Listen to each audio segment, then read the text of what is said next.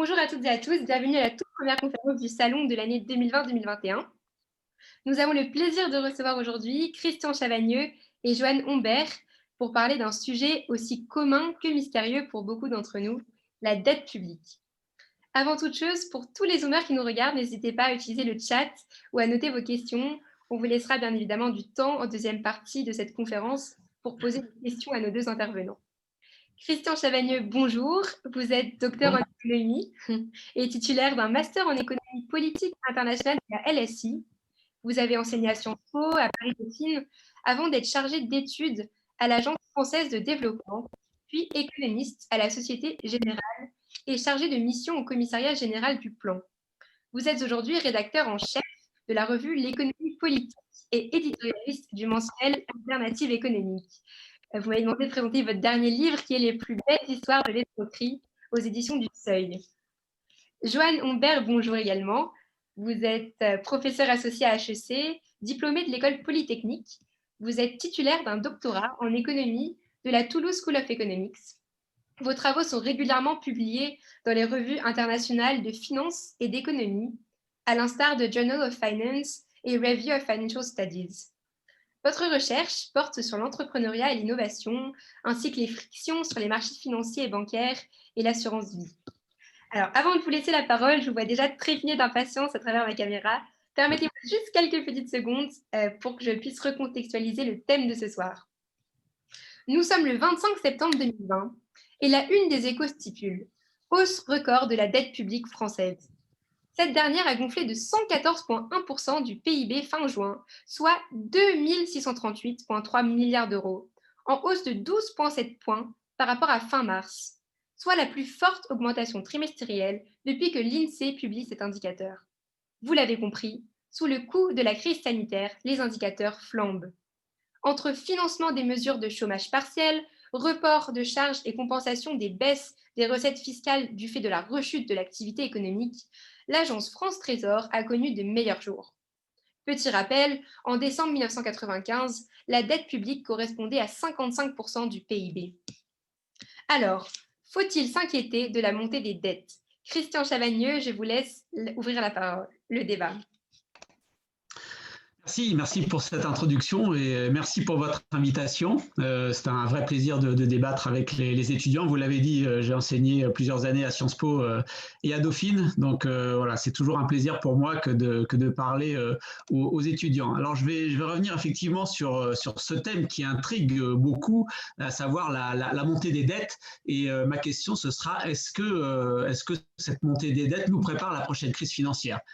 Pourquoi est-ce que je pose cette question? Parce que, rappelez-vous, en 2007-2008, en gros, il y avait 180 000 milliards de dollars de dettes à l'époque, et c'était en gros 3 fois le PIB mondial, et ça a créé cette crise financière du fait d'un excès d'endettement. Aujourd'hui, si on s'en tient aux statistiques de l'IIF, c'est-à-dire l'ensemble des grands banquiers privés, on nous dit que fin 2020, la dette mondiale sera de 280 000 milliards de dollars, cette fois 4 fois le PIB mondial. Donc s'il y avait déjà trop de dettes en 2007-2008 et qu'on en a beaucoup plus aujourd'hui, normalement, puisque la première fois ça a provoqué une crise, on devrait avoir une deuxième crise. Mon propos, bien sûr, est de dire que ce n'est pas si simple de tenir ce raisonnement. Pourquoi? Parce qu'il y a 3 différences majeures avec 2007-2008. La première différence, elle tient au fait que pour qu'il y ait une crise financière, il faut que les acteurs de la finance, les banquiers, les fonds d'investissement, empruntent beaucoup pour pouvoir jouer beaucoup plus. On gagne beaucoup d'argent que si on joue avec l'argent des autres, bien évidemment. Donc, on s'aperçoit que entre la fin 2002 et la fin 2008, par exemple, le système bancaire et financier américain avait vu progresser sa dette de 28%. En zone euro, c'était 40%. Au Royaume-Uni, c'était 74%. À l'inverse, depuis 10 ans, l'endettement du secteur bancaire et financier mondial n'a cessé de diminuer. On est passé en gros de l'équivalent de 90% du PIB il y a 10 ans à 80% du PIB à la fin 2019. Bien évidemment, cette dette réaugmente avec la crise du Covid, mais la dynamique est plutôt à la baisse de l'endettement des acteurs financiers, alors qu'entre 2000 et 2007-2008, elle était nettement orientée à la hausse. Ça, c'est le premier point de différence avec il y a 10 ans. Deuxième point de différence, les taux d'intérêt aujourd'hui sont extrêmement bas. On le sait, c'est dû à deux facteurs. Un excès d'épargne mondiale, saving glut, comme disent les Américains. Il y a beaucoup plus d'épargne disponible par rapport aux souhaits d'investissement publics et privés mondiaux. Cet excès d'épargne, c'est comme sur tous les marchés, quand il y a trop d'argent, eh bien, ça fait diminuer le prix. Et là, le prix, c'est ce qu'on appelle le taux d'intérêt. Et donc, le taux d'intérêt est bas. Et ces taux d'intérêt bas et en baisse, ça a commencé depuis le milieu des années 90. Donc, c'est avant le début des politiques de quantitative easing mis en place par les banques centrales. En fait, on a même des banques centrales aujourd'hui qui sont plutôt focalisées sur le yield easing, on pourrait dire, plutôt que le quantitative easing, c'est-à-dire plus préoccupé de jouer sur les taux que de jouer sur les quantités de monnaie, les quantités de crédit. Je pense que leur objectif, c'est très clair en Europe, l'objectif de la Banque centrale européenne, c'est de maintenir les écarts de taux d'intérêt entre les différents pays. Donc, deuxième différence, des taux d'intérêt très bas. Troisième différence, des taux d'intérêt durablement bas. Cet excès d'épargne, il va continuer. Le quantitative easing va continuer. Je ne suis pas dans les petits papiers de la Banque centrale européenne, mais il y a un conseil des gouverneurs jeudi et je pense que, c'est ce qui se dit en tout cas sur les marchés, je pense que la Banque centrale européenne va annoncer qu'elle va continuer son programme d'achat de titres publics, essentiellement publics et un peu privés, qu'elle va l'étendre en montant, qu'elle va l'étendre dans le temps. Donc on en a pour un bon moment pendant lequel la Banque centrale européenne va continuer d'acheter notamment des titres de dette publique. Et quand le quantitative easing va s'arrêter, c'est-à-dire quand la Banque centrale européenne va stopper ses achats de nouvelles dettes, elle a dit qu'elle s'engagerait pendant longtemps à renouveler, à rouler la dette de tout le stock de dettes qu'elle détient dans son bilan aujourd'hui. Donc elle n'achètera plus de nouveaux titres, mais elle continuera à refinancer les anciens titres de dette et on en a pour un bon moment, au moins une dizaine d'années, si ce n'est plus. Donc on va avoir donc trois différences par rapport à 2007-2008. L'endettement du secteur bancaire et financier qui est en baisse alors qu'il était en hausse, des taux d'intérêt très bas et des taux d'intérêt très bas et qui vont le rester pendant très longtemps. Est-ce que la conclusion de mon propos préliminaire, c'est de dire qu'il n'y aura plus jamais de crise de la dette? Non. Pourquoi? Il y a quelques facteurs quand même qui laissent entrevoir la possibilité d'une nouvelle crise financière, notamment liée à la dette. D'une part, il y a les banques, à mon sens, continuent à avoir un capital insuffisant. Vous savez que le capital, c'est ce qui permet d'éponger les pertes en cas de souci. Financial Times a encore publié des statistiques récemment, la semaine dernière, pour montrer que les banques espagnoles étaient largement sous-capitalisées en Europe. Malheureusement, vous voyez les banques françaises, notamment BNP Paribas, la banque française la plus importante, relativement sous-capitalisée. La banque malade de l'Europe étant bien sûr en ce moment la Deutsche Bank, qui est une banque qui affiche à son actif d'énormes risques et malheureusement à son passif un petit capital. Donc s'il y a une crise qui doit venir en Europe et qu'elle vient d'une banque, je crains que ça vienne par la Deutsche Bank. Deuxième facteur de risque, si les États restent, à mon sens, relativement peu endettés ou en tout cas avec un endettement largement financé par la Banque centrale européenne, par contre, les entreprises, elles, sont très endettées et les entreprises européennes au sein de l'ensemble des entreprises mondiales, dans la zone euro, l'ensemble de la dette des entreprises privées est au niveau de la dette des États. Et si vous regardez spécifiquement la France a un taux d'endettement de ses entreprises privées extrêmement élevé. Alors là, je vais vous citer un chiffre qui va vous surprendre puisque la dette des entreprises non financières françaises est à hauteur de 167% du PIB. Donc si on s'affole avec les 120% de dette publique, il faut s'affoler encore plus avec les 167% de dette privée, de dette des entreprises non financières sur PIB. Je précise tout de suite que c'est pas, si vous allez sur le site de la Banque de France, c'est pas le chiffre que vous trouvez. Pourquoi? Parce que la Banque de France considère le secteur des entreprises dans son ensemble, ce qui fait que les dettes entre les entreprises, elle les annule, alors que la Banque des règlements internationaux, la Banque centrale des banques centrales, a l'avantage de donner l'ensemble des créances qui pèsent sur les entreprises non financières. Et lorsque vous incluez cette dette des entreprises entre elles, et bien évidemment, quand une entreprise fait faillite, il faut qu'elle rembourse son banquier, qu'elle rembourse les investisseurs qui l'ont prêté, mais aussi les autres entreprises. Donc si vous prenez la totalité de la dette, vous arrivez à ce chiffre de 167% du PIB de la dette des entreprises françaises. C'est l'une des plus élevées au niveau européen. Troisième source d'inquiétude pour moi pouvant amener à une crise financière, les paradis fiscaux, non pas parce que pour leurs questions fiscales qui font souvent la une de l'actualité, mais parce que ce sont des acteurs financiers extrêmement importants. Par exemple, aux îles Caïmans et en Irlande, le shadow banking pèse respectivement pour 67 et 45% de l'ensemble du système financier. Et là, on a une forme d'endettement caché qui n'est pas tout à fait, qui n'est pas même du tout transparent. Et là, cet endettement opaque qui passe par ces paradis fiscaux, moi, m'inquiète beaucoup. Et c'est un sujet que les régulateurs ont du mal à maîtriser, puisque, par définition, cette dette, elle est un peu opaque. Je vous donne juste un seul exemple. La fameuse banque Northern Rock, la fameuse banque britannique Northern Rock, qui a été une des premières à faire faillite à la fin 2007, au moment de la crise financière précédente. Vous regardiez ses comptes à Londres, vous voyez rien. Il fallait aller dans les comptes de sa filiale Granite, qui était enregistrée comme association caritative à Jersey, pour vous apercevoir qu'il y avait un endettement de court terme absolument explosif. Et ce qui fait qu'au moment où il y a eu une perte de confiance, les investisseurs et les autres banquiers n'ont pas voulu renouveler la dette de court terme de Northern Rock et elle a été amenée à faire faillite. Mais c'était très difficile à voir parce que cet endettement de l'acteur financier en question était dissimulé à Jersey.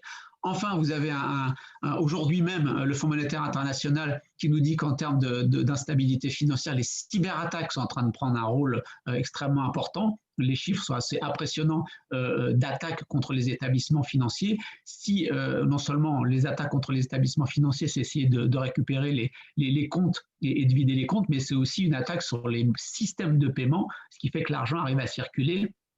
Là, il ne faudrait pas qu'une cyberattaque mette en péril les circuits de circulation de l'argent. Et enfin, mon dernier point, et là, je pense qu'on est face à un risque de crise extrêmement important pour demain, pour après-demain, pour dans un an, je ne sais pas trop, je ne peux pas vous donner le timing précis, mais en tout cas, je sais que la source est importante, c'est ce qu'on appelle les fameux actifs échoués, c'est-à-dire que c'est comment le risque climatique peut se transformer en risque financier. Vous avez des entreprises qui sont des entreprises brunes, qui investissent encore beaucoup dans le brun, et au moment où les politiques publiques vont être considérées comme crédibles, les politiques publiques de lutte contre le réchauffement climatique vont être considérées comme crédibles, ces actifs vont se retrouver complètement dévalorisés et ces entreprises auront du mal à rembourser leurs banquiers. Et là, on a une source possible de crise. Voilà, donc pour moi, s'il doit y avoir une crise financière demain, ça ne viendra pas par l'endettement public, ça viendra plutôt par l'endettement privé, par le changement climatique, par l'opacité des paradis fiscaux, et éventuellement, nous dit le Fonds monétaire international,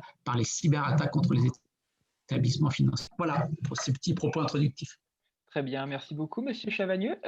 Avant de passer à la suite, est-ce que vous pourriez expliquer, parce que je pense que tout le monde ne sait pas forcément, ce qu'est une entreprise brune?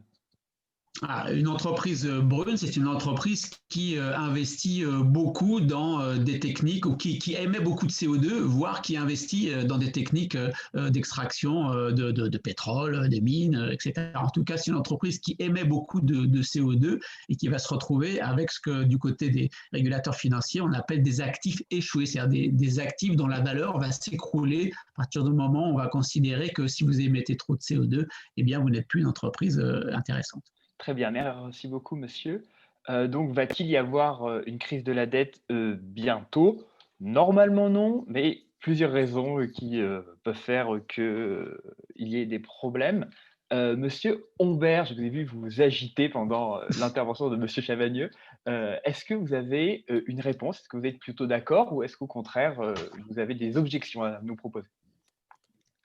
Euh, Oui, dans l'ensemble, je crois que je partage le constat sur la plupart, le diagnostic sur la plupart des points qui ont été soulevés, hein. Je m'agitais parce que je prenais des notes, donc je reprends mes notes et je vais vous dire ce que j'ai noté pour l'intervention de Christian Chavagneux, hein. Donc, je pense qu'un un discours qu'on entend souvent sur la question de est-ce qu'il va y avoir une crise de la dette, c'est est-ce qu'on est rentré dans un nouveau monde où les taux sont bas, négatifs, et où l'endettement ne sera plus jamais un problème. Et donc là-dessus, je pense que la réponse est qu'on n'est pas vraiment dans un nouveau monde au sens où les lois économiques qui déterminent le niveau des taux et qui déterminent quel niveau de dette est soutenable, ces lois économiques n'ont pas vraiment changé, hein, mais c'est les paramètres qui ont changé, hein, pour les raisons qu'ont listé Christian Chavagneux avant, hein. Donc il y a des facteurs structurels très forts qui font que les taux sont bas, hein. Il y a, je pense que l'un des principaux, c'est le vieillissement démographique, hein. donc qui génèrent beaucoup d'épargne. La plupart des pays n'ont pas de système de retraite par répartition, hein. Donc si vous voulez épargner si vous voulez financer votre retraite, ça se fait par l'épargne. Et donc la France, c'est en fait l'un des rares pays où il y a un gros système par répartition. Mais si on pense à la Chine, si on pense aux États-Unis, si on pense même à l'Allemagne, au Royaume-Uni, c'est des pays où il y a beaucoup d'épargne.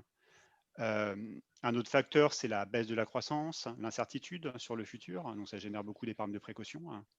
Il y a aussi eu l'intégration financière des émergents depuis les années 90-2000. Et donc tout l'épargne qui vient du sud-est asiatique et du Moyen-Orient s'est injecté dans nos systèmes financiers. Donc il y a eu un gros surplus d'épargne.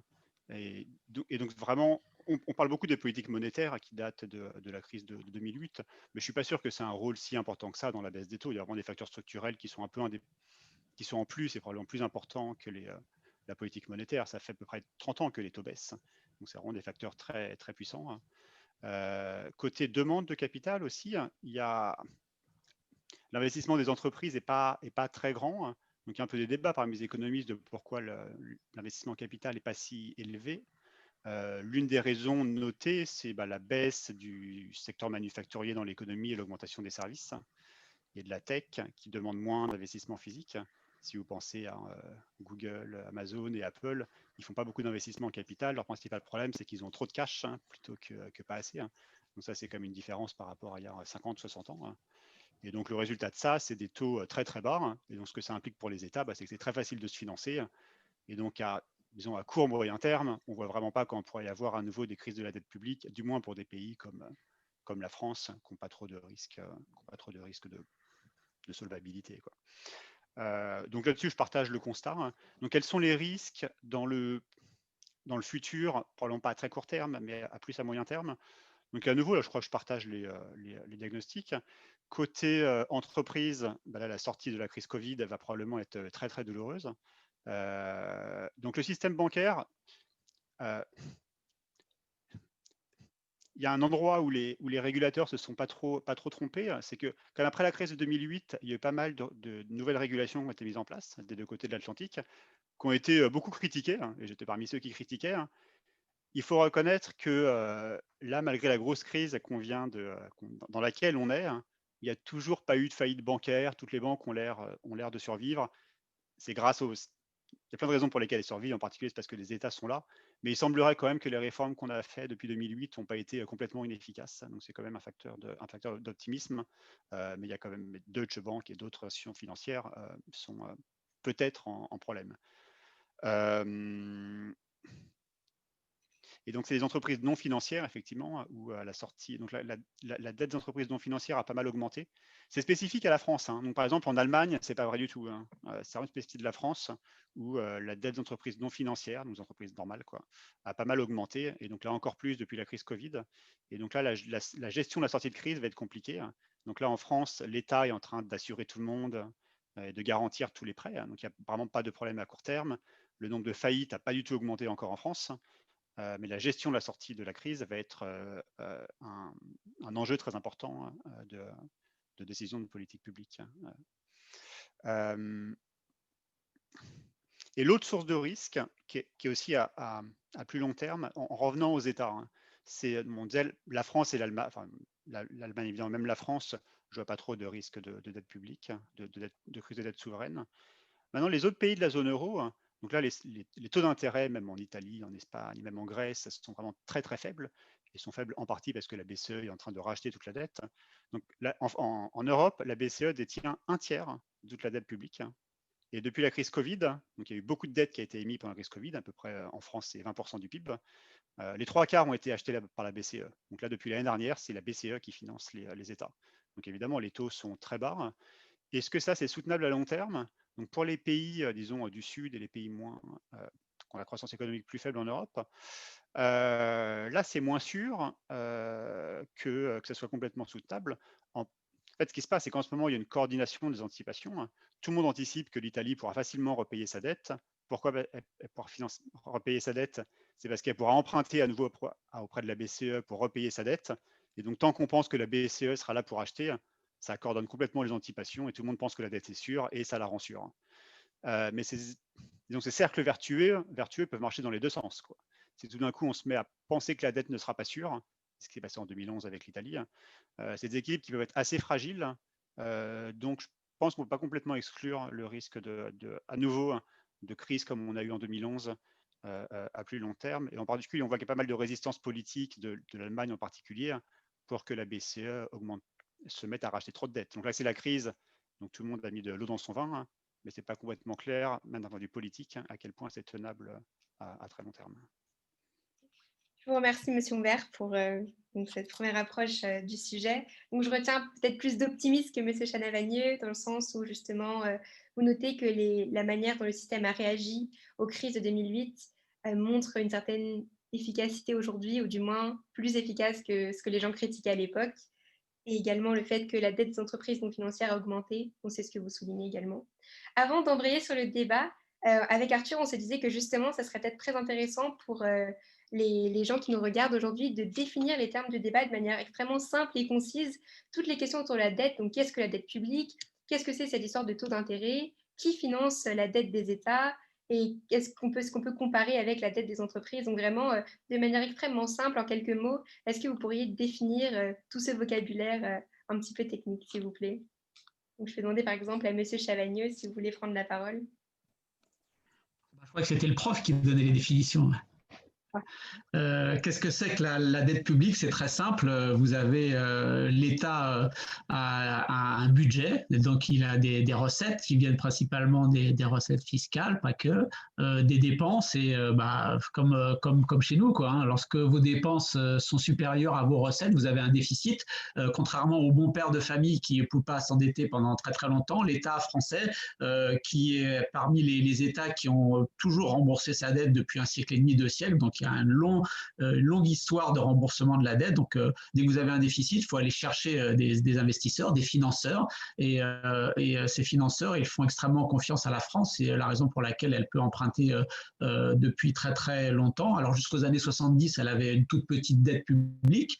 Et puis, progressivement, alors si je me permets de faire un petit peu de politique, peut-être pour susciter le débat, dès qu'on a mis en œuvre des politiques libérales, ça consiste à beaucoup baisser les impôts. Et là, c'est les gouvernements de droite comme de gauche, ça consiste beaucoup à baisser les impôts et à dire qu'on va maîtriser le déficit en faisant baisser les dépenses. Malheureusement, les dépenses, ou plutôt heureusement pour moi, de mon côté, les dépenses, elles ne baissent jamais. Pourquoi? Parce que si vous comparez le poids des dépenses publiques dans l'économie en France par rapport aux autres pays, l'essentiel est lié à l'État-providence. Et dans l'État-providence, l'essentiel est lié aux dépenses de retraite. Et donc, on comprend pourquoi Emmanuel Macron et puis surtout Bruno Le Maire, son ministre des Finances, qui est très influent sur le sujet, souhaite réduire les dépenses de retraite parce que c'est ce qui différencie, c'est ce qui contribue très largement à différencier la France en termes de poids des dépenses publiques dans l'économie. Donc, quand vous êtes en régime libéral, vous voyez, on le voit avec Bruno Le Maire encore et la baisse de 10 milliards des impôts de production qui n'ont rien à voir avec la pandémie, mais qui sont rentrés quand même dans la loi de finances, eh bien, vous avez des recettes qui baissent, mais des dépenses qui ne baissent pas, donc ça creuse le déficit. C'est la raison pour laquelle, si vous regardez la dette publique de la France, c'est-à-dire l'ensemble des déficits accumulés et des refinancements de la dette passée sur un siècle et demi, vous voyez que pendant les périodes de régulation publique ou très keynésienne, la dette est très faible, et pendant les périodes de dérégulation libérale, la dette ne cesse d'augmenter. Donc voilà pour la dette publique. Elle se finance donc auprès des investisseurs internationaux, donc ce qu'on appelle nationaux ou internationaux. En France, je crois qu'aujourd'hui, on est à peu près à moitié-moitié entre les investisseurs nationaux et internationaux. Dans les investisseurs nationaux, c'est les compagnies d'assurance, les banques qui achètent de la dette publique française. Au niveau international, il y a beaucoup de banques centrales, des banques centrales asiatiques, des banques centrales des pays pétroliers.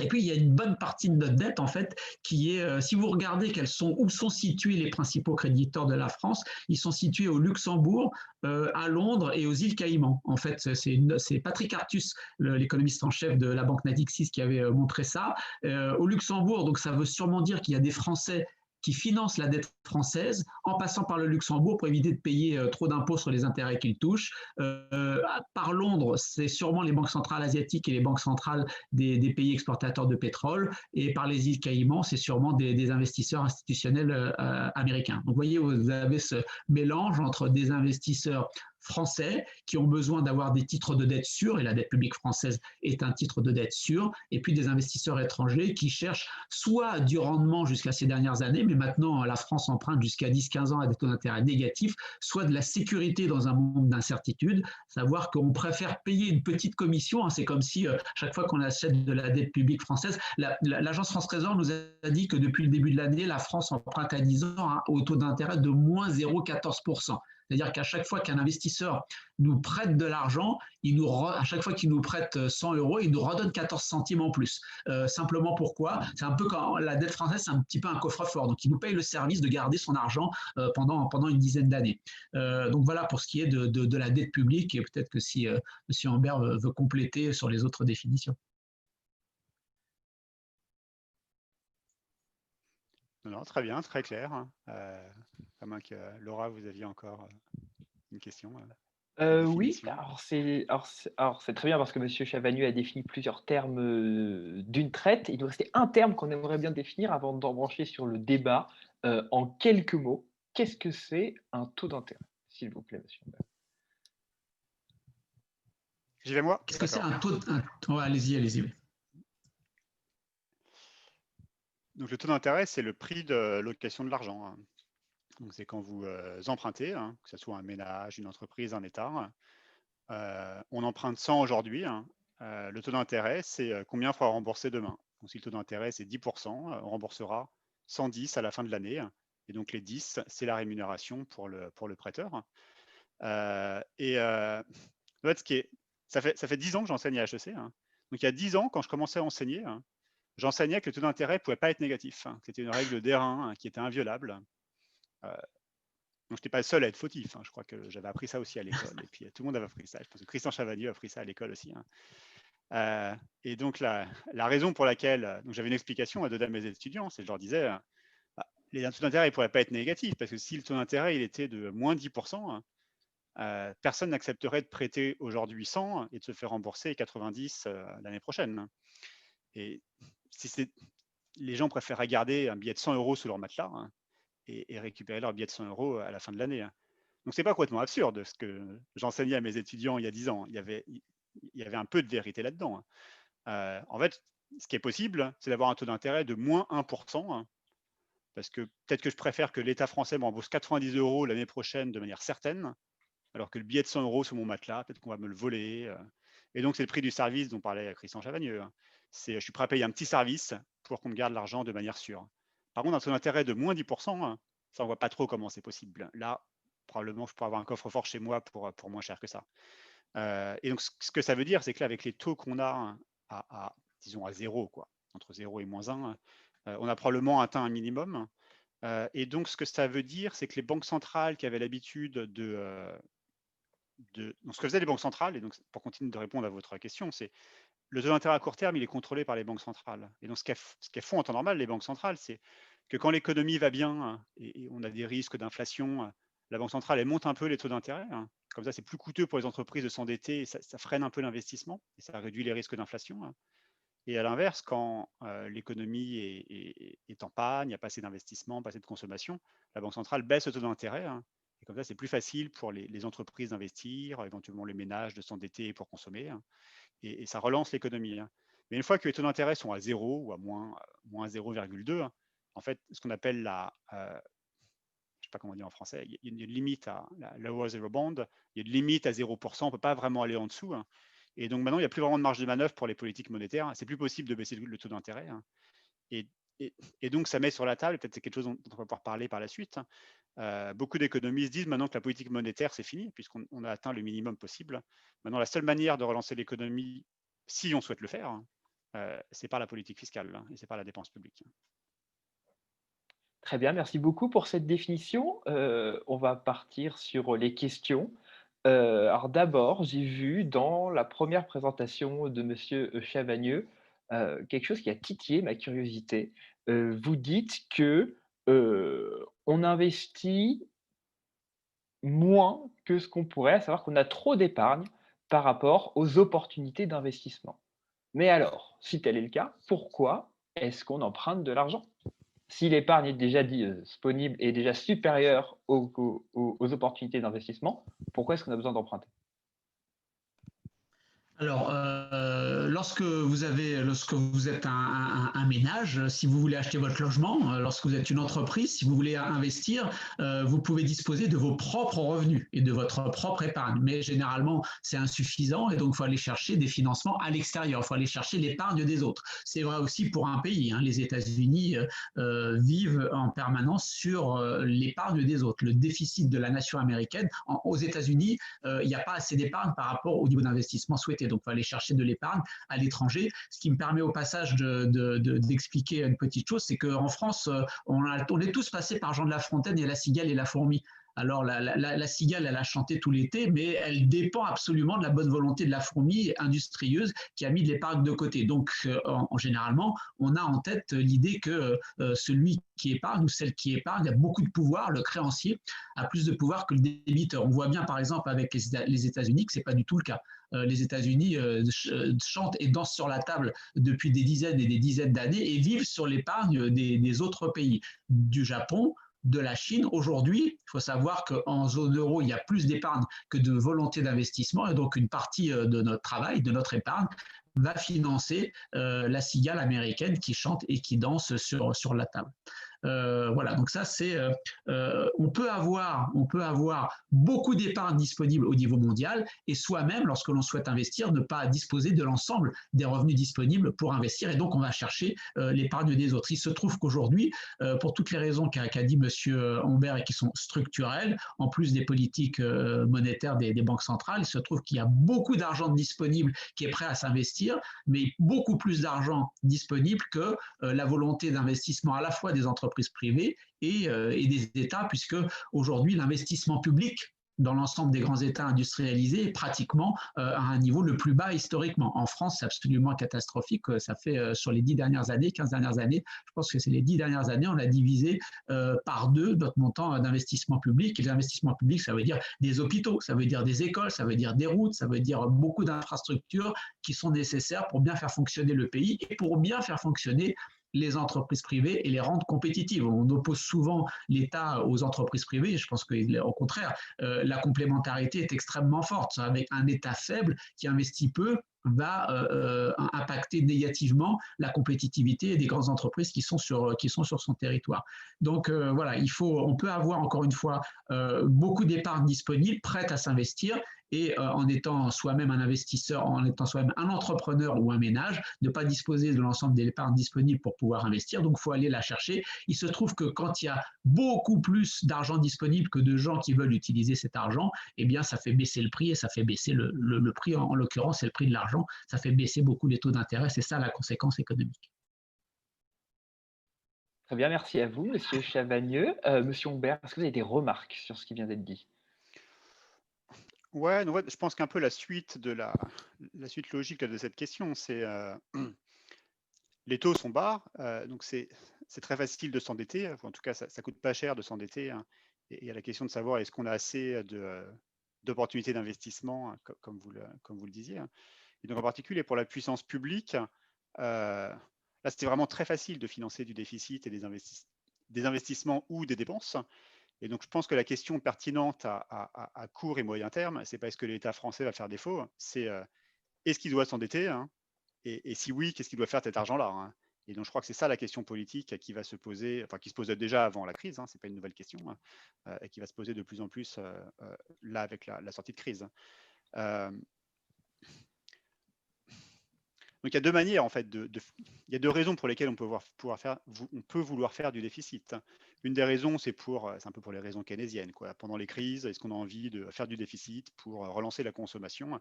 Donc là, on est en plein dedans, on est dans une grosse crise sanitaire et économique.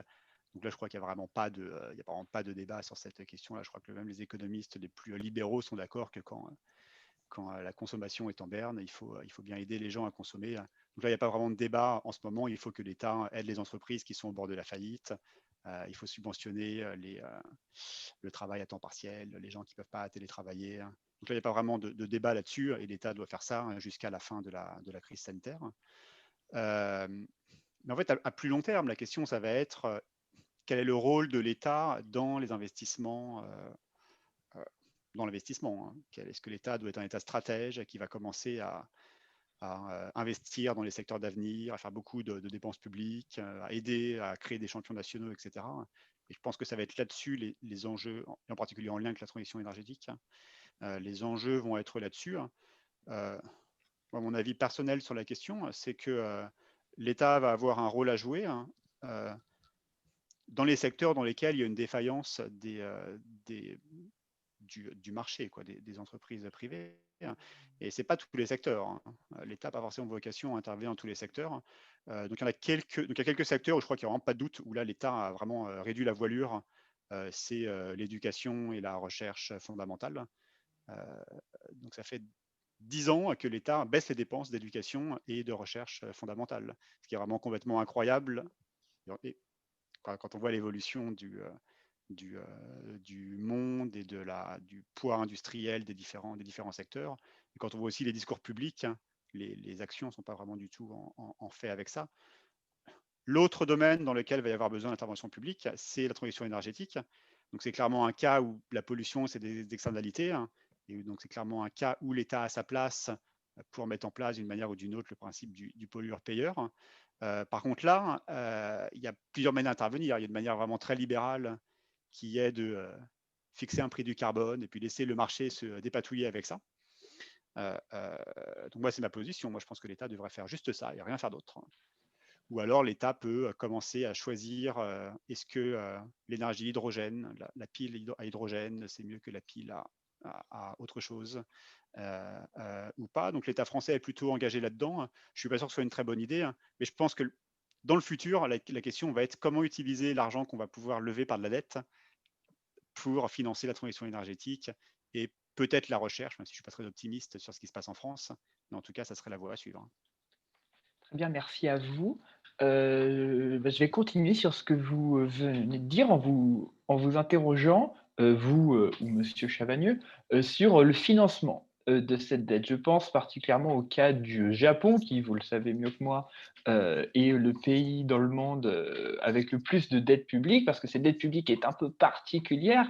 Elle est tout spécialement, elle est financée en grande partie directement par les citoyens. Et est-ce que ce ne serait pas du coup une façon de rassembler cette forte épargne citoyenne, plutôt cette forte épargne individuelle et ce besoin d'investissement, peut-être à une échelle plus macroéconomique, que l'État serait plus à même de fournir. Ma question, bref, c'est que penser du modèle d'endettement japonais? La situation du Japon nous montre que, je ne veux pas dire qu'il n'y a pas de limite à l'endettement public, hein, c'est faux, on l'a vu avec la Grèce, on le voit avec l'Argentine, on le voit avec beaucoup de pays, il y a des limites à l'endettement public, c'est bien clair, on ne peut pas s'endetter jusqu'à plus soif. Par contre, le Japon montre que les limites pour les grands pays industrialisés bien gérés, on ne sait pas trop où elles sont, hein, on est autour de 245-250% d'équivalent du PIB de dette publique au Japon. Plus que les citoyens, ce sont les compagnies d'assurance et les banques qui souscrivent à la dette publique, donc les citoyens indirectement, vous avez raison, mais c'est plutôt ce qu'on appelle les investisseurs institutionnels, des investisseurs institutionnels locaux, donc la dette est comme vous l'avez dit, détenue très très majoritairement par les Japonais. Est-ce qu'un grand emprunt public national, c'est un peu ce que je vois sous-tendre un peu dans votre question, ce ne serait pas une bonne idée pour mobiliser l'épargne? On vient de perdre Valéry Giscard d'Estaing, qui a été le grand initiateur d'une politique d'emprunt public. Hein. Rappelons-nous, il est ministre des Finances à la fin 1973. Il lance un grand emprunt public de 6,5 milliards de francs et sur 15 ans, à un taux d'intérêt de 7%. Hein, ça nous paraît vraiment un autre monde.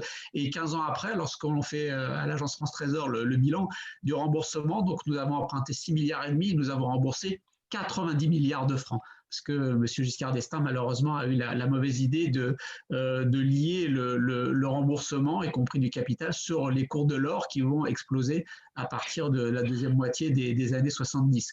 Et pourquoi il l'a fait? Pour financer une baisse du taux de la TVA. Donc on a dans la pratique libérale concrète, je dirais dans la pratique libérale de gouvernement, l'idée que la dette c'est quand même meilleur que l'impôt. Enfin c'est surtout l'impôt est plus mauvais que la dette, ça va plutôt dans l'autre sens.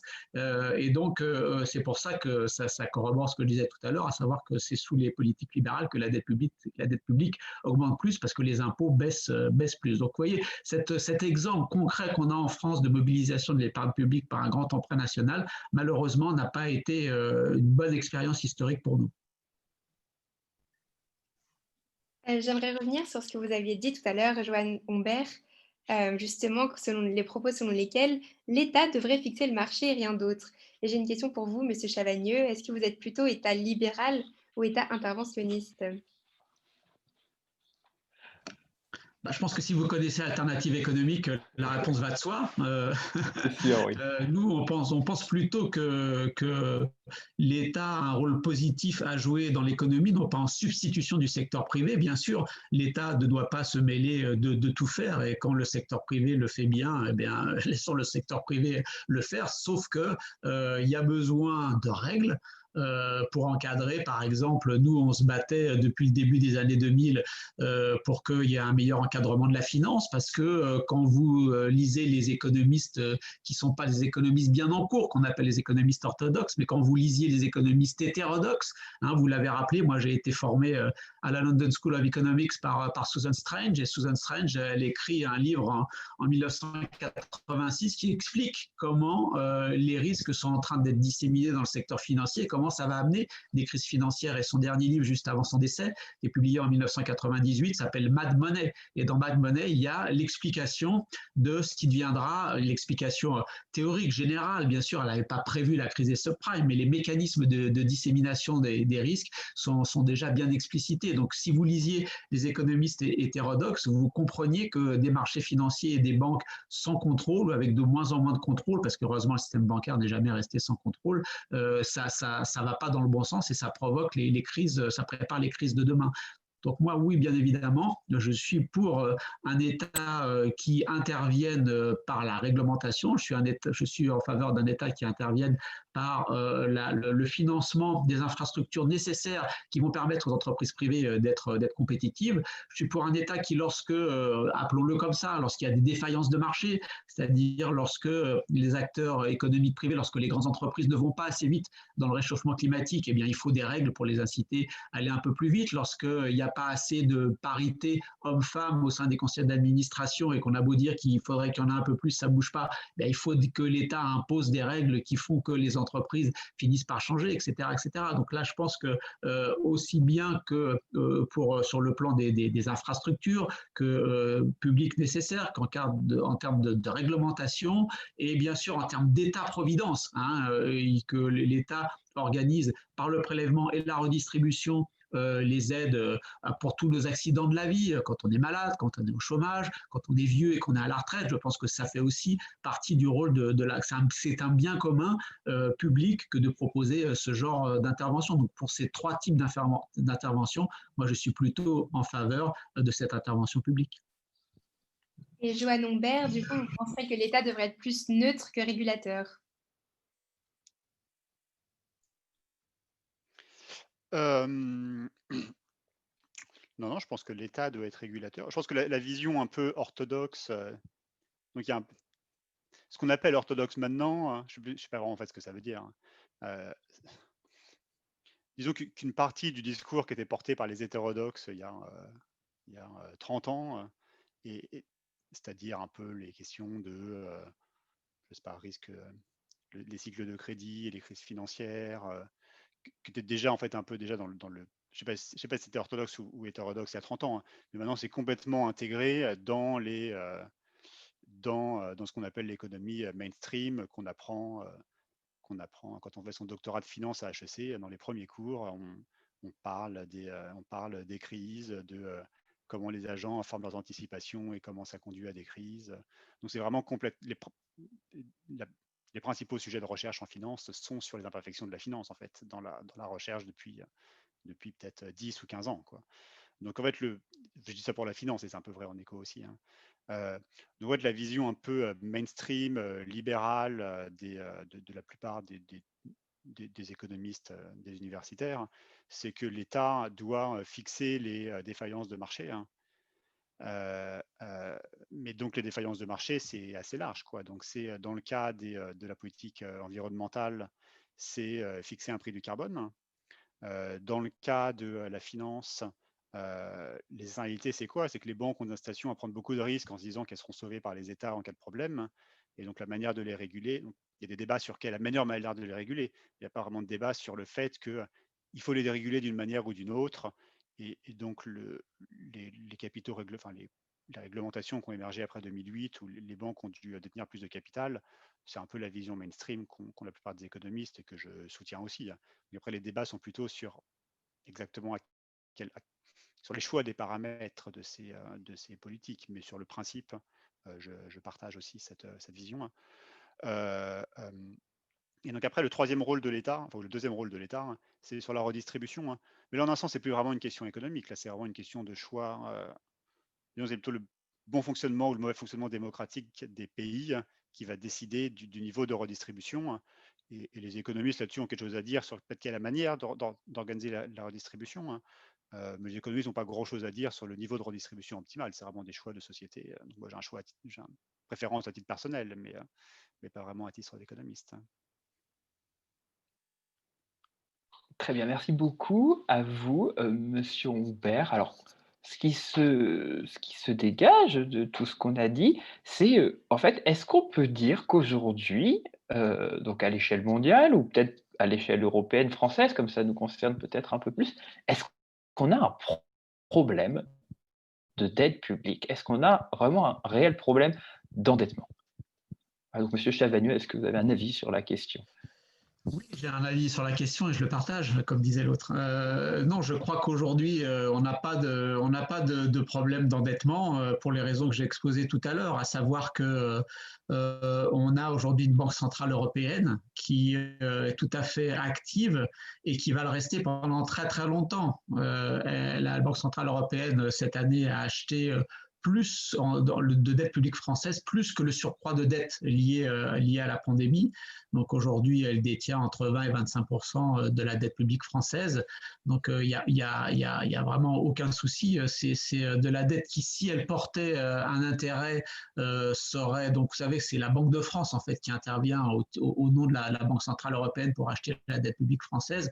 Mettons qu'on doive payer cette année sur cette dette 3 milliards d'intérêts, eh bien ça fait les profits de la Banque de France et les profits de la Banque de France sont rendus au budget de l'État.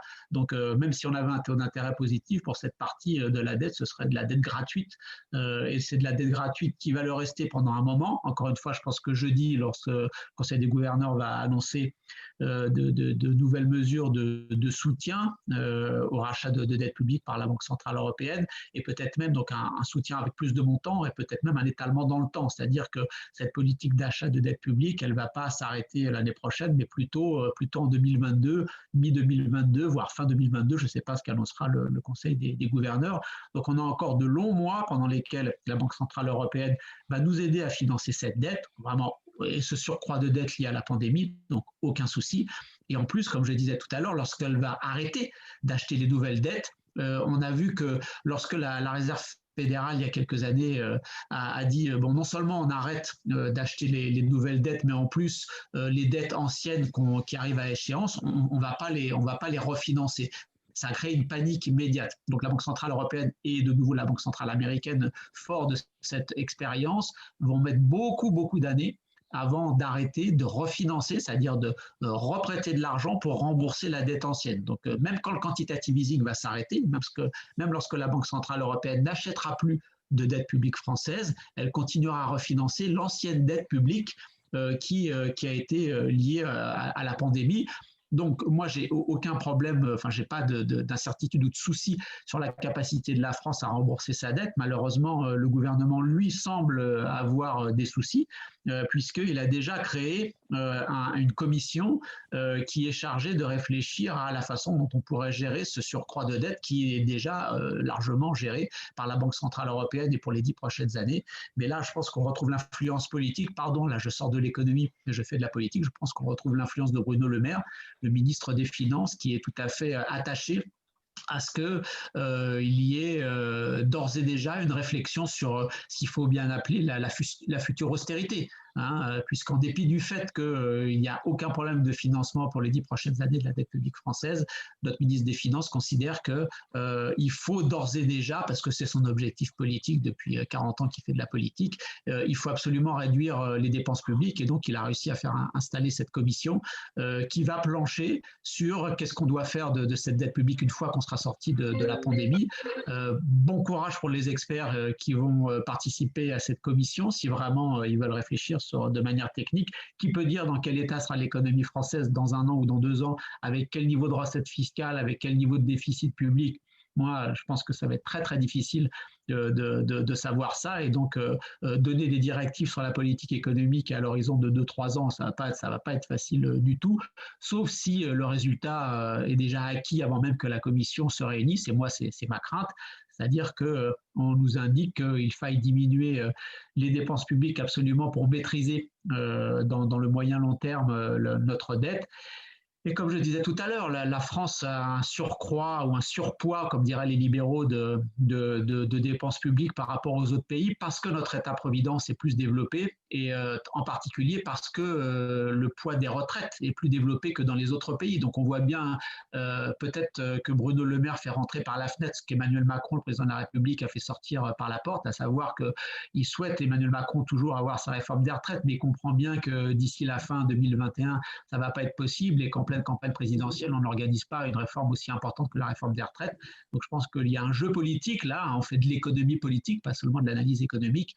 Il y a un jeu politique de la part de Bercy, ou plutôt du ministre des Finances, plutôt que et peut-être de la technocratie de Bercy, je ne sais pas, en tout cas du ministre des Finances, clairement politiquement, pour mettre en place cette commission qui vise déjà à nous dire qu'à l'avenir, il faudra réduire la dépense publique française, et notamment il faudra réduire la dépense de retraite et d'État-providence. Rappelons-nous quand même que c'est déjà en cours, hein, les APL, les aides personnalisées au logement.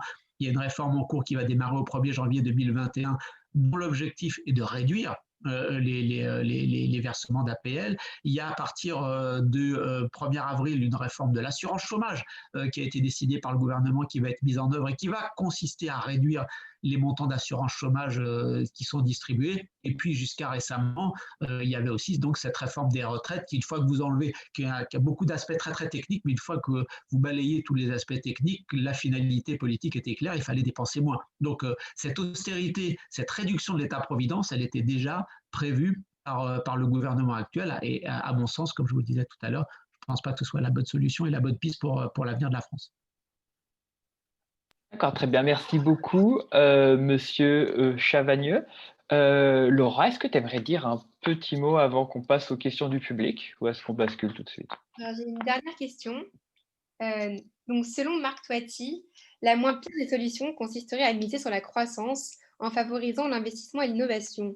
Mais est-ce que finalement, est-ce qu'on ne tomberait pas encore dans une sorte de pensée très mainstream, comme quoi la croissance serait le remède à tous les maux, et qu'encore une fois, il faudrait accélérer la croissance des ménages pour consommer plus et donc réduire cette dette? Mais est-ce que finalement, ce n'est pas dépassé comme modèle, avec notamment tous les enjeux environnementaux aujourd'hui, où de plus en plus de personnes demandent un modèle de croissance limitée, voire de la décroissance? Est-ce que ce modèle de croissance, il est la seule solution pour pallier à cette histoire de dette publique qui ne fait qu'augmenter?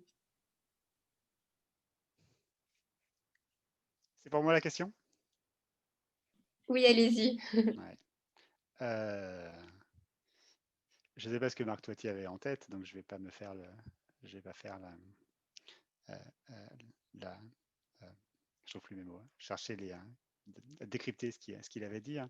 Je crois que la question est plus large, c'est qu'est-ce qu'on entend par comment est-ce qu'on veut définir la croissance. en particulier si on veut en déduire des implications sur comment est-ce qu'on doit, quels sont les niveaux de croissance soutenables pour la suite, est-ce que plus de croissance est toujours la solution à tout, hein. Donc on voit bien qu'avec les enjeux de climatique et environnemental plus généralement, la bonne notion de croissance, c'est pas juste la mesure du PIB, hein, c'est la croissance de notre capacité à vivre dans un monde où on peut consommer, mais on vit aussi dans un monde revivable. Donc je crois que ce que vous dites, c'est vrai, ce que dit cette personne, c'est juste, je suis d'accord avec cette affirmation, si on définit la croissance de manière un peu plus large, comme étant notre capacité à pouvoir consommer de manière sans détruire la planète. Et donc, de manière plus pratique, je crois qu'il n'y a pas vraiment je pense qu'on n'investit pas suffisamment dans le futur, hein, enfin du moins en Europe. C'est vrai pour les questions d'environnement, on a été quand même assez lent à se mettre en route, hein, à supposer qu'on se soit vraiment mis en route. Donc les problèmes de coordination, évidemment, chaque pays préfère que ce soit les autres pays qui fassent les efforts environnementaux, hein. Mais ceci dont on parlait avant, les questions de dépenses d'éducation et de recherche et d'innovation, hein. Le but, c'est de générer de la croissance, mais c'est de la croissance au sens plus largement défini, hein. L'un des objectifs d'avoir une main-d'œuvre plus éduquée et d'avoir plus d'innovation, c'est dans le futur être capable de produire de manière plus propre. Donc, c'est pas de consommer plus, mais c'est de consommer autant, peut-être plus, mais de manière plus écologique. Donc, si la conclusion de ça, c'est qu'il faut continuer à investir pour le long terme, je suis d'accord avec ça. Si on l'interprète de manière plus restrictive, comme il faut continuer à consommer de la même manière que dans le passé en polluant autant, non, évidemment, ça ne paraît pas une très bonne idée. Très bien, merci beaucoup de votre réponse. Il est bientôt 19h, on va passer aux questions du public. Alors tout d'abord, une question de Guillaume Famille, pardon, qui nous dit bonjour, merci à tous pour cette conférence.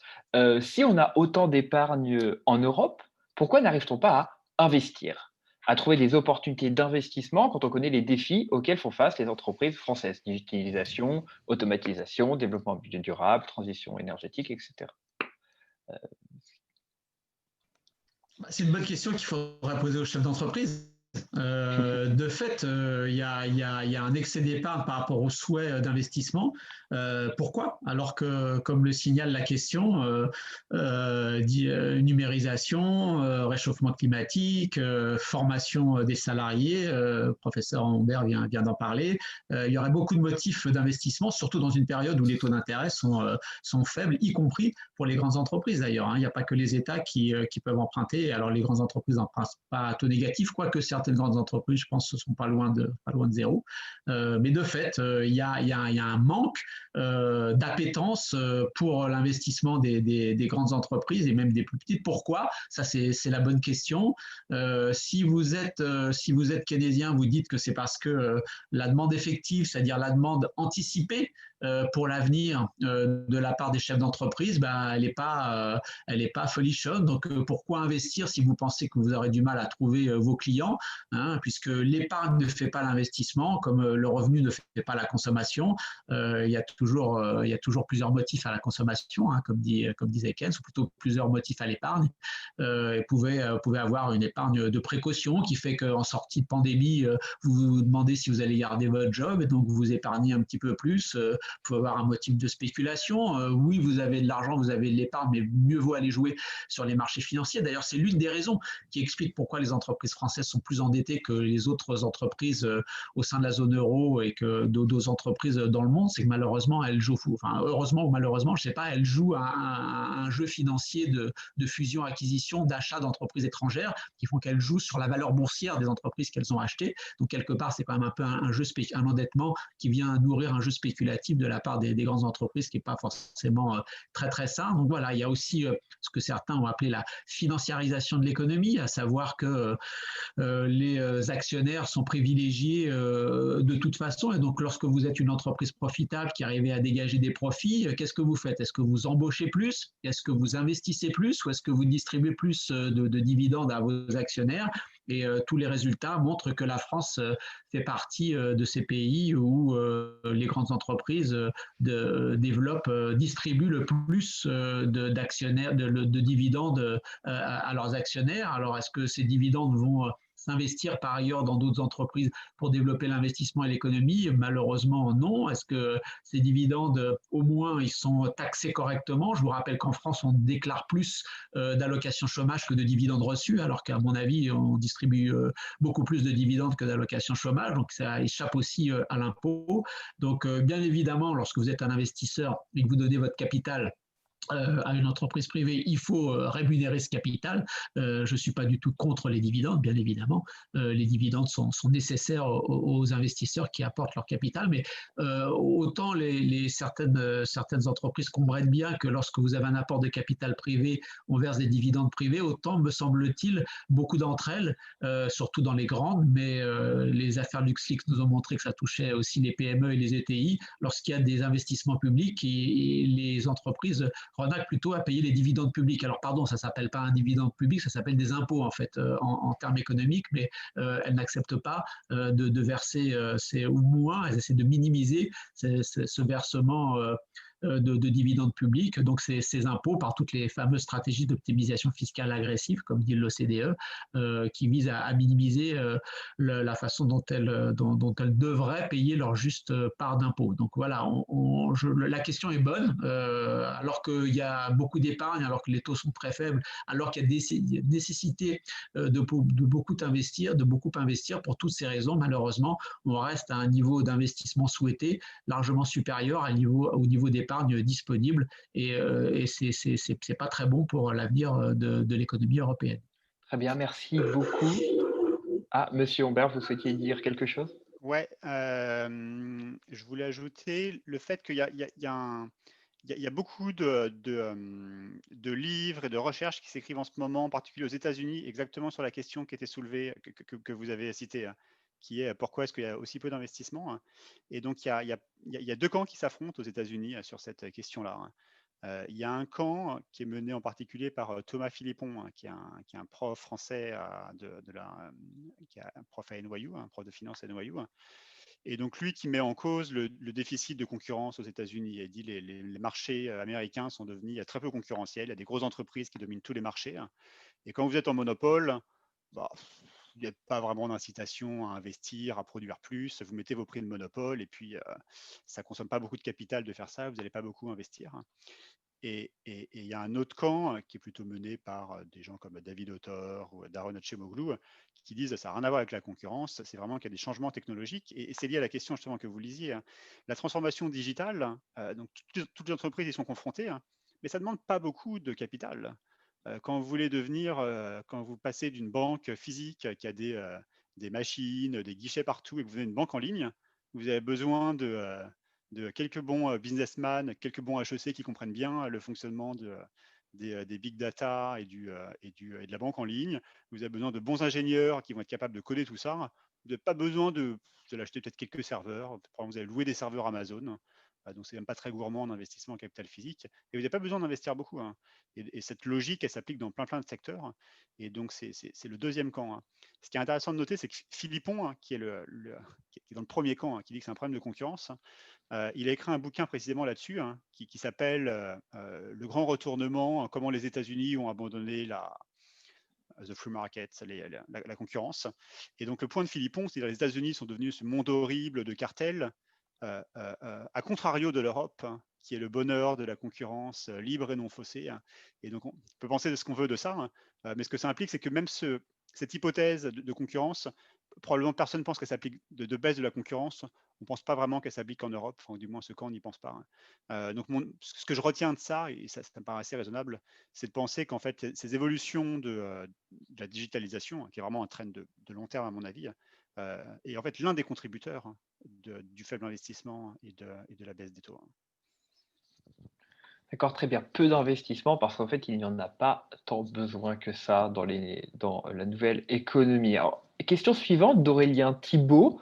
Je pense qu'elle est plutôt dirigée à Monsieur Chavagneux. Qu'est-ce que vous pensez des maximalistes de la crise de la dette, à savoir Olivier Delamarche en France et Peter Schiff aux États-Unis?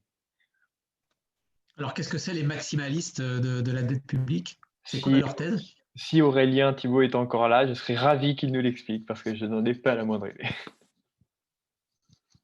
Aurélia, est-ce que tu es là?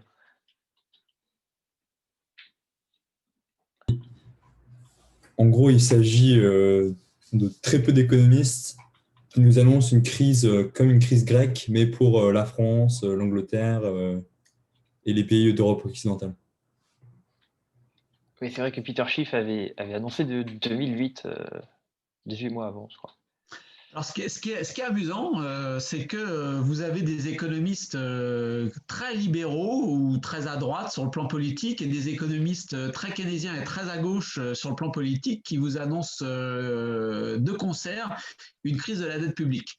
Pas pour les mêmes raisons, mais c'est de manière amusante, c'est partagé. Je me rappelle du livre de Steve Keen, qui est un professeur australien qui est un petit peu une des égéries des hétérodoxes et qui nous prévoyait une crise de la dette publique pour 2018-2019, et puis à gauche, et du côté des hétérodoxes, et puis à droite ou du côté des plus libéraux, vous avez Georges Hugeux qui nous annonçait une grande crise des dettes publiques pour avant la fin 2020. Et je pense que ni l'un ni l'autre n'ont eu raison.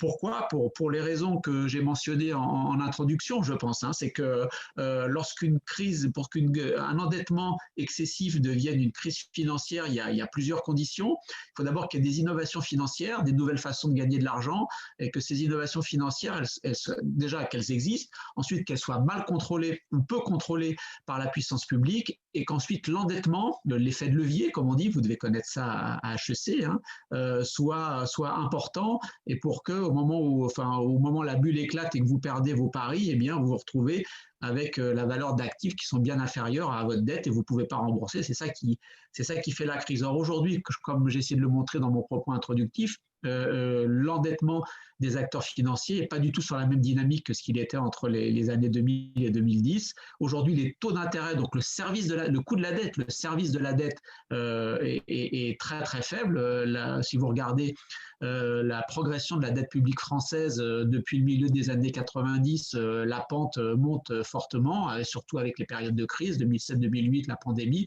Par contre, le coût du service de la dette, lui, ne cesse de diminuer. Donc la dette est là, mais le coût vraiment de la dette. Et finalement, c'est ça qui compte, parce que ramener un flux de dette au PIB, c'est pas, voilà, ça nous permet de faire des comparaisons, mais peut-être c'est pas forcément judicieux. Par contre, savoir combien pèse dans vos dépenses publiques ou par rapport à vos recettes fiscales le remboursement de la dette, ça c'est important. Et ça, en dépit de l'augmentation du montant absolu de la dette, le coût de la dette est de plus en plus faible. Donc, et il va le rester longtemps pour les raisons qu'on a données avec l'autre intervenant depuis le début, à savoir qu'il y a à la fois le jeu des politiques monétaires et également le fait que structurellement, il y a beaucoup d'épargne dans le monde. Donc moi, je ne suis pas du tout sur je ne suis pas du tout ce que vous appelez les maximalistes de la dette. Super. Pas de crise tant que le taux de la dette restera bas. Oui, dis, Laura. Pardon, désolé. Non, c'est juste peut-être, on a quelques questions, donc si vous Oui. voulez des réponses un tout petit peu plus succinctes, ça serait super. Donc on a une question de Guilhem Delcourt qui dit « Selon vous, le Global Saving Glut est-il la conséquence de 40 ans de libéralisme et donc d'une montée des inégalités? La politique de redistribution serait-elle une solution pour relancer la croissance par la consommation? Et si vous pouviez définir de façon assez simple le Global Saving Glut, qui est une notion assez technique, ça serait super. Peut-être Joanne Humbert, si vous voulez répondre. Ouais, donc le Global Savings Glut, en fait, c'est simplement le fait qu'il y ait beaucoup d'épargne, hein, ce dont on parlait au tout début de la conférence. Donc pourquoi le lien avec les inégalités, effectivement, c'est un lien qui a été fait. L'idée étant que quand vous êtes riche, vous allez consommer une fraction de votre revenu qui est plus faible, parce qu'au bout d'un moment, vous avez plus faim. Hein. Quand vous gagnez 15 millions par an, on ne peut pas tout consommer, c'est compliqué de tout consommer. Hein. Et donc forcément, s'il y a des gens très riches qui épargnent beaucoup et des gens très pauvres qui n'épargnent pas, mais qui ne consomment pas non plus beaucoup parce qu'ils n'ont pas beaucoup de revenus, ça fait beaucoup d'épargne d'un point de vue macroéconomique. Donc il y a un peu de débat sur à quel point ça contribue à l'augmentation de l'épargne. Mon sentiment, c'est que ça contribue un petit peu, mais ce n'est pas le facteur dominant en ce qui concerne le fait qu'il y ait beaucoup d'épargne et le fait que les taux soient bas. Après, peut-être que les inégalités posent d'autres problèmes et il peut y avoir une préférence sociale pour avoir moins d'inégalités, hein, mais je ne pense pas que l'argument de dire ça serait bien parce que ça ferait remonter les taux et on consommerait davantage, je ne pense pas que ce soit en soi l'argument principal pour la lutte contre les inégalités. D'accord, donc c'est une réponse assez tranchée. Ensuite, on a Marin et Malo qui demandent: que répondez-vous à ceux qui souhaitent annuler la dette d'un coup de baguette magique? C'est vrai que c'est un sujet on entend beaucoup parler, qu'on voulait d'ailleurs évoquer à cette conférence. Donc on est content que la question émerge. Par exemple, Christian Chavagneux. Moi, je suis assez gêné parce que il y a beaucoup de gens que j'aime bien. Tous mes amis, enfin une bonne partie de mes amis économistes appellent à l'annulation de la dette et je trouve que c'est pas forcément la bonne solution, surtout en ce moment. D'abord, est-ce que c'est possible sur le plan juridique? Moi, je suis pas juriste et donc est-ce que c'est possible sur le plan juridique? Alors, quand on parle d'annulation de la dette, hein, pour les pays industrialisés ou les pays européens comme la France, on parle de la partie de la dette publique qui est détenue par la Banque centrale européenne. Hein. Tous ces économistes nous disent on continue à rembourser les investisseurs, les banques, les compagnies d'assurance et bien évidemment les investisseurs étrangers qui financent notre dette. Est-ce que c'est possible déjà juridiquement d'annuler la dette? Est-ce que les traités européens le permettent? Les défenseurs de cette idée nous disent oui. Ceux qui s'y opposent, comme Agnès Benassi-Kéré, qui est l'économiste en chef du Trésor français, par exemple, en ce moment, nous disent non. Bon, je ne suis pas juriste, donc je ne sais pas si c'est possible ou pas. Est-ce que si vous annulez la dette qui est détenue par la Banque centrale européenne, comme disent les agences de notation, c'est un événement de crédit, à savoir que c'est un défaut sur la dette, même si c'est un défaut qui est partiel et qui serait voulu, par exemple, par la Banque centrale européenne, et donc vous êtes obligé d'être en défaut, d'être considéré en défaut par rapport à l'ensemble de vos créditeurs, y compris les créditeurs privés, et donc cette fameuse clause pari passu, hein, tous les créditeurs doivent être traités de la même façon. Est-ce que si vous annulez la dette détenue par la BCE, vous devez aussi pour ne pas défavoriser l'un par rapport à l'autre ou favoriser l'un par rapport à l'autre, vous devez aussi annuler une partie de la dette privée, et là ce serait catastrophique. Je ne sais pas, je ne connais pas la réponse juridique. En tout cas, ce que je sais aujourd'hui, c'est que la Banque centrale européenne n'en veut pas, que les dirigeants politiques européens ne veulent pas de cette solution. Donc si vous voulez vraiment que cette solution aboutisse, il va falloir vous lancer dans une grande campagne d'énergie et de bataille politique pour faire advenir cette solution. Est-ce que aujourd'hui c'est la bataille politique prioritaire quand, comme je l'ai dit tout à l'heure, vous pouvez emprunter à 10 ans lorsque vous êtes en France à moins 0,14% et que toute la dette passée que vous avez accumulée, bien évidemment avant, lorsque les taux d'intérêt n'étaient pas à ce niveau-là, quand elle arrive à échéance depuis 2017, 2018, 2019, 2020, 2021, toute la dette passée qu'on a empruntée à 3, 4, 2%, eh bien on va pouvoir la renouveler à 0 ou à moins 0,1. Est-ce que c'est vraiment le moment de dépenser beaucoup d'énergie politique pour essayer de faire annuler une dette qui de toute façon ne nous coûte rien, voire nous coûte moins à rembourser que ce qu'on a été obligé d'emprunter. Je comprends bien la logique qui consiste à dire si on avait moins de dettes, il y aura peut-être moins de pression sur l'austérité. Et de ce point de vue, le comportement de notre gouvernement qui nous prépare déjà l'austérité future va un petit peu dans leur sens. Mais si vous annulez la dette publique qui est détenue par la Banque centrale européenne, vous tombez à 95% de points de PIB. Donc 95% de points de PIB, est-ce que ça suffit à ceux qui défendent une logique austéritaire pour dire une dette publique française qui a 95 points de PIB, ça suffit, on n'a plus besoin d'intervenir? Je ne suis pas sûr.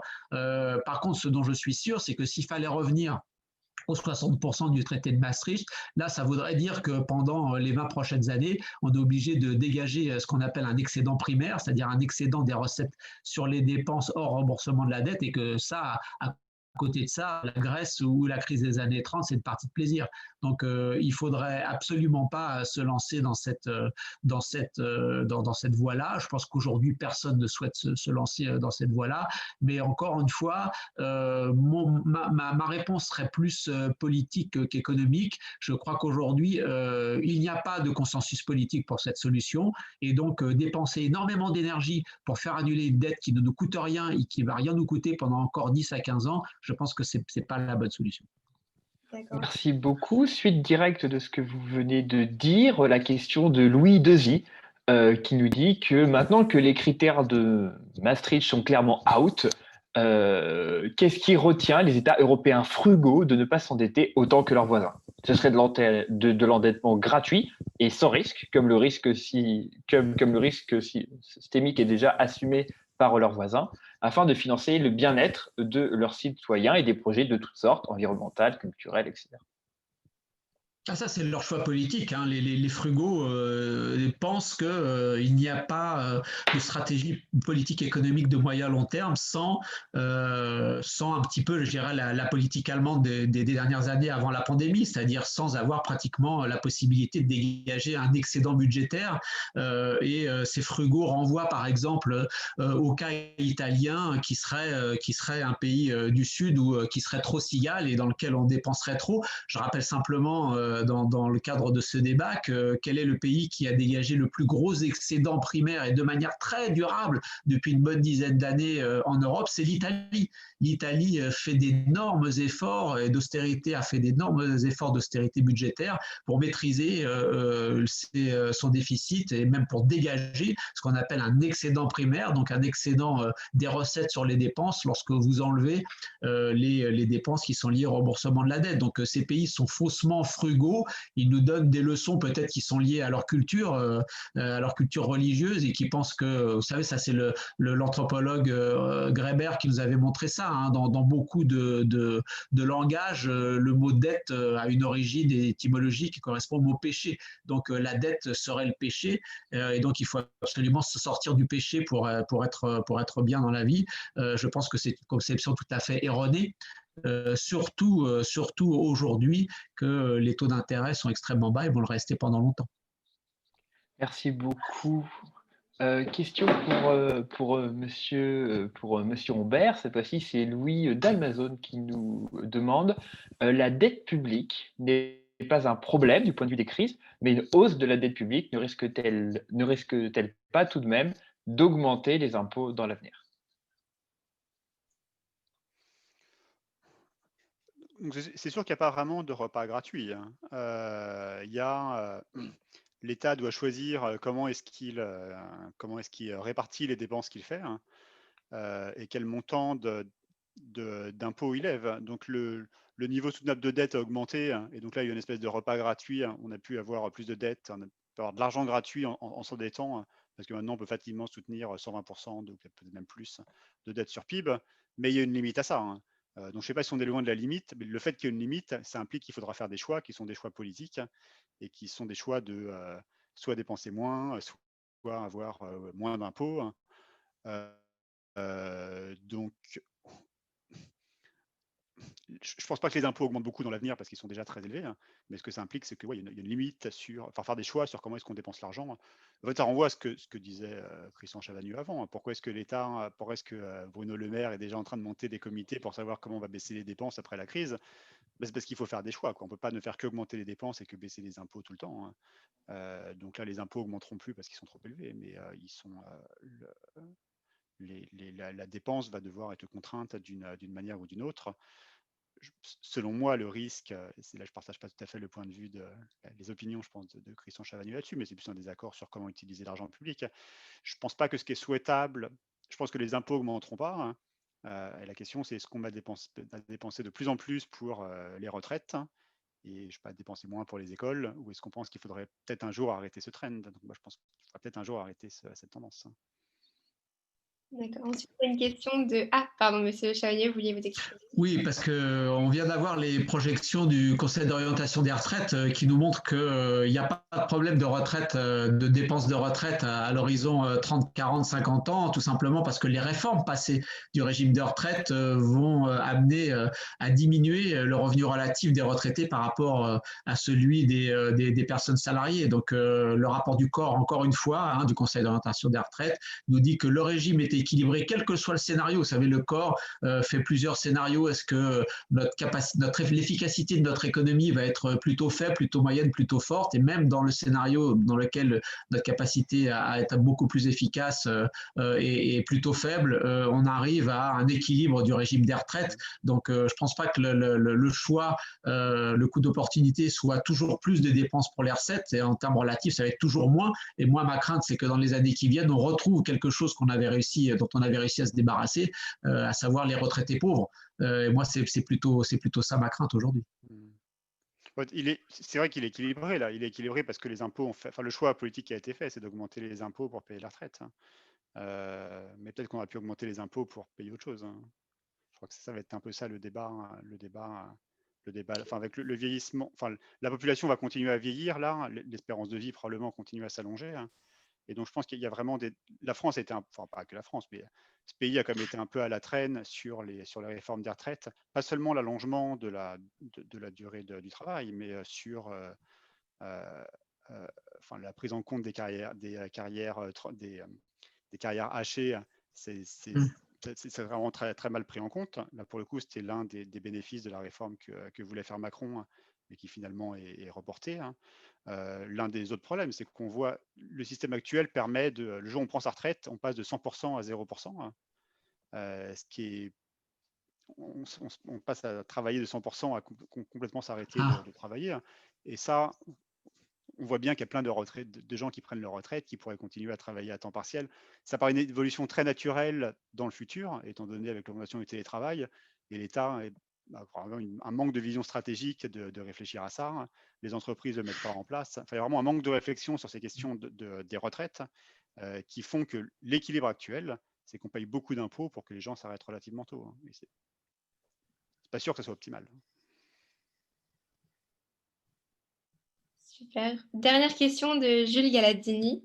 Comme Gaël Giraud et Isabelle Coupet-Soubeyran ne cessent de le rappeler, rembourser la dette publique n'est pas du tout une évidence lorsqu'elle peut être annulée par la BCE, rachat sur marché secondaire par création de monnaie externe. Pourtant, et on peut le voir dans ce chat, leur proposition reste complètement méconnue. Comment faire? Comment venir à bout du discours culpabilisant et pas du tout scientifique sur la dette publique? Je crois que j'ai déjà répondu tout à l'heure, hein. Gaël et Isabelle sont des gens que je connais très très bien, avec qui on débat souvent, mais ma réponse, elle est celle d'économie politique que je vous donnais tout à l'heure. Leurs arguments économiques sont sérieux, sont crédibles.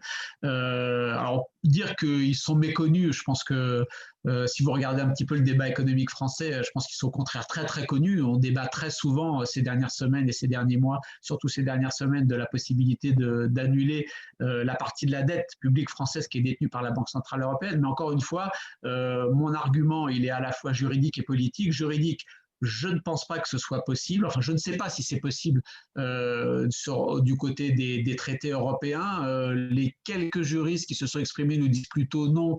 Gaël ou Isabelle Coupet-Soubeyran nous disent plutôt oui, mais bon, je n'ai pas vu la démonstration juridique. Est-ce que si on annule la dette de la BCE, on n'est pas obligé d'annuler aussi une partie de la dette des investisseurs privés? Et là, c'est la catastrophe. C'est vraiment la catastrophe parce que là, en dépit, là, il faudra que la Banque centrale européenne achète toute la dette française et pendant longtemps, et on aura perdu notre crédibilité historique acquise au fil des siècles. Et puis, politiquement, il n'y a absolument pas de consensus. Alors, vous me direz, il n'y avait pas de consensus pour augmenter la dette non plus. Et puis, avec la pandémie, tout ça, on l'a bien fait. Et donc, les utopies d'aujourd'hui sont les consensus de demain. Mais je pense qu'aujourd'hui, dans la bataille politique prioritaire ne consiste pas à aller se battre pour annuler une dette qui nous coûte rien du tout et qui, si demain les taux d'intérêt devaient monter à 1 ou 2%, ferait que le Trésor français verserait des intérêts à la Banque de France qui au titre de la Banque centrale européenne et qui nous les rendrait parce que ça augmenterait les profits de la Banque de France et les profits de la Banque de France sont rendus au Trésor français. Donc ça même si les taux d'intérêt montaient à 1 ou 2% sur cette dette pandémique, eh bien ça reviendrait dans les coffres de la France. Donc pourquoi se battre politiquement pour essayer d'annuler quelque chose qui ne nous coûte absolument rien? Très bien. Écoutez, s'il n'y a plus de questions du public, je pense qu'il est temps de terminer cette conférence. Donc, merci à tous d'être venus ce soir. Un grand merci encore une fois à Joanne Humbert et à Christian Chavagneux de vous avoir partagé votre savoir. Christian Chavagneux, vous avez débuté cette conférence. Joanne Humbert, je vous laisse le mot de la fin. Vous me prenez de court, hein. Non, mais je vous remercie pour cette invitation. Et je dis à demain matin à mes étudiants, parce qu'on commence très très tôt demain matin. Merci à vous. Merci beaucoup. Merci beaucoup. Au revoir. Et à vous.